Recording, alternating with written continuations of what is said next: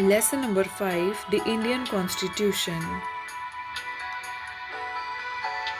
Every independent country has a constitution. The Constitution of India is a document in the form of a book. When India became independent on 15th August 1947, the leaders realized that a constitution was required to govern the country. To draft this constitution, a constituent assembly was formed. It consisted of many eminent men and women of different fields. Dr. Rajendra Prasad was the chairman of the Constituent Assembly, and Dr. B.R. Ambedkar was the chairman of the drafting committee of the Constitution. He, along with other members, designed the Constitution to suit the needs of a developing nation with a large population that had people from various religions and sections of the society. The Constitution was adopted on 26 November 1949 and came into effect on 26 January 1950. This date was chosen by our national leaders because 26 January 1930 was observed as Independence Day during the freedom struggle. As it was an important day, it was chosen as the day to bring the Constitution into effect. What do you learn when you read the Constitution of India? The Constitution contains all the rules and regulation according to which our country functions. The introduction of the Constitution of India is called the Preamble. The Constitution contains everything: the powers of the state and union governments, the form of government, parliamentary form, the position and powers of the Prime Minister and the President of India. Need of a constitution. Just as we need air, water, and sunlight, a constitution is needed for the life of the nation. A country without a constitution is like playing a game without rules. A constitution tells us about rules and principles that all the people agree to follow in order to grow and enjoy a good life. The main aim of the Constitution is to establish a welfare state in which all the citizens are looked upon equally. A constitution contains laws that protect the interests of all the people. It gives knowledge about rights, duties, the system of governance, and all the rules that would make life worthy. The Constitution of India states the powers of the government and the rights of the citizens of the country. It is the supreme law of India and is used by the Prime Minister, his cabinet of ministers, and the law courts to govern the country.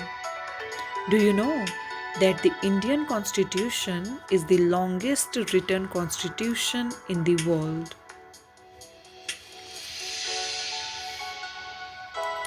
The Constitution has many important parts.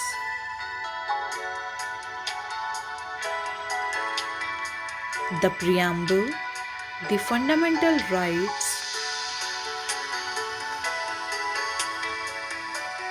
the fundamental duties, and the directive principles are some important parts of our Indian Constitution. The Preamble. The Preamble is the introduction of the Constitution. It is very important to understand at understand it as it is the essence of our constitution. We, the people of India,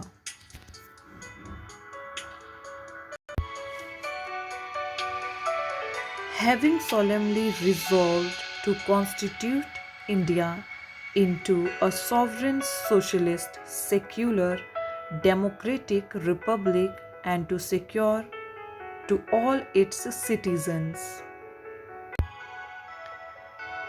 justice, social, economic, and political, liberty of thought, expression, belief, faith, and worship, equality of status and of opportunity, and to promote among them all fraternity, assuring the dignity of the individual and the unity and integrity of the nation.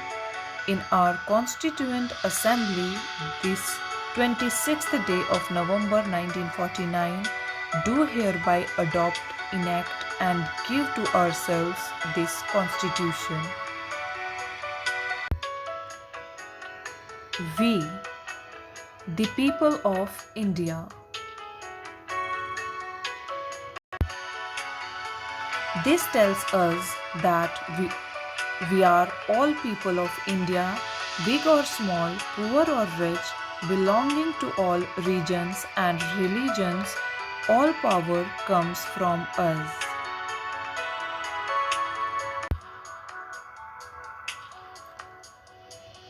Having solemnly resolved to constitute India into a sovereign, socialist, secular, democratic republic. This tells us that the people of India have resolved to make our country sovereign, an independent country not under the rule of any power. Socialist, a country where everyone has things that she or he needs and where the wealth of the country is shared by all.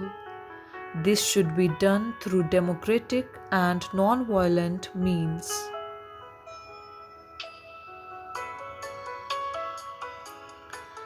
Secular, a country where all religions are respected equally.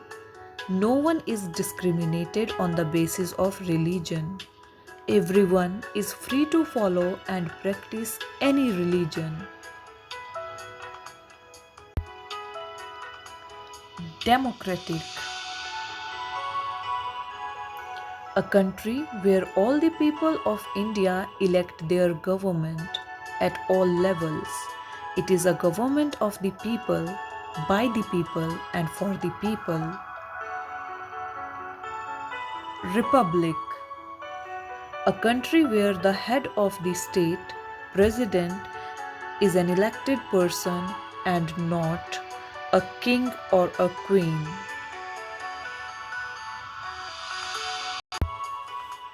And to secure to all its citizens justice, social, economic, and political, liberty of thought, expression, belief, faith, and worship, equality of status and opportunity, and to promote among all fraternity, assuring the dignity of the individual and the unity and integrity of the nation.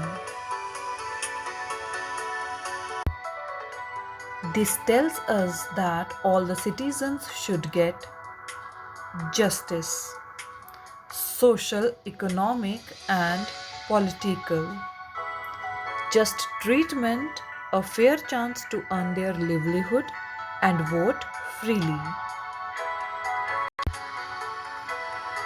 Liberty of thought, expression, belief, faith, and worship.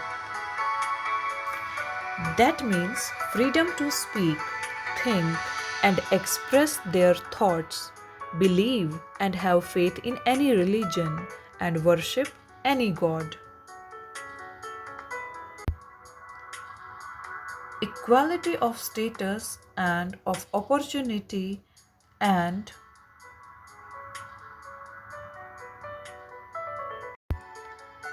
that means equal opportunities regardless of caste, creed, religion, region, or gender.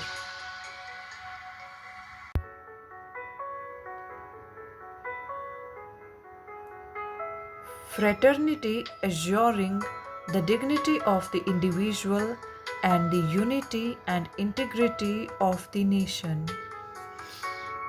That means, and to promote a feeling of brotherhood among all, a feeling of belonging with the country among its people. All people must be respected and the country must stand united.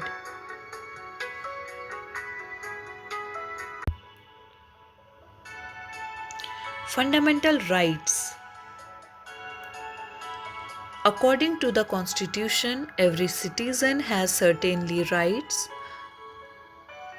known as the fundamental rights. The fundamental rights enable us to learn a better life. The Supreme Court and the High Courts are the protectors of these rights.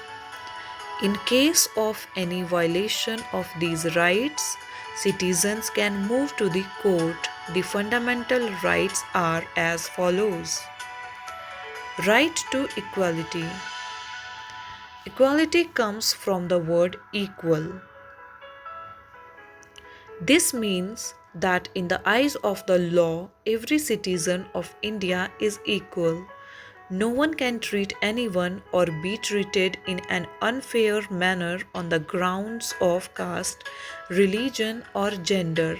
Thus, our constitution gives equal status to every citizen. Right to freedom.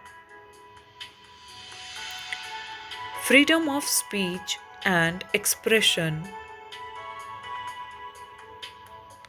Freedom to settle anywhere in the country. Freedom to take up any occupation. Freedom to move anywhere in the country. Freedom to assemble without arms anywhere in the country. Freedom to form associations.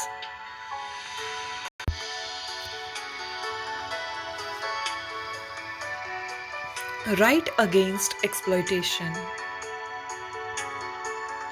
Exploitation means a situation in which somebody treats somebody else in an unfair manner. Our constitution prohibits child labor. The employers of children under the age of 14 can be punished severely. No one is allowed to force someone to work against his or her will. Forced labor is punishable. Right to freedom of religion. India is a country of diverse beliefs and cultures. It gives equal importance to all religions. India does not have any state religion. Every citizen has the right to follow his or her religion. Thus, India is a secular country. Cultural and educational rights. India is a big country with many cultures and traditions, and our constitution respects its diversity. Every citizen of India is allowed to follow his or her own beliefs, customs, and traditions. The population of India constitutes many communities. These groups have been given the right to set up their own educational institutions and teach their culture. Right to constitutional remedies. The Supreme Court is the highest body of law to protect the fundamental rights of the citizens of India. A citizen of India can go to the Supreme Court or the High Courts if he or she feels that his or her fundamental rights have been taken away.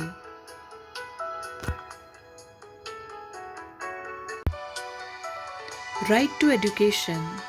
The Right to Education Act came into effect on 1st April 2010. The aim of the government was to increase the literacy rate in India by providing free education to children up to the age of 14 years. Fundamental duties. Every citizen of India is entitled to the fundamental rights, but we have to perform certain duties also. These duties are known as fundamental duties. Rights and duties go hand in hand. They are two sides of the same coin. Some of their duties are listed below. We must abide by the rules laid down by our Constitution. We must respect our national anthem as well as our national flag. We must promote peace and harmony. We must protect and preserve our national heritage. We must work to uphold the sovereignty and unity of our nation. As the citizens of India, we must protect public property and not damage it. We must avoid violence.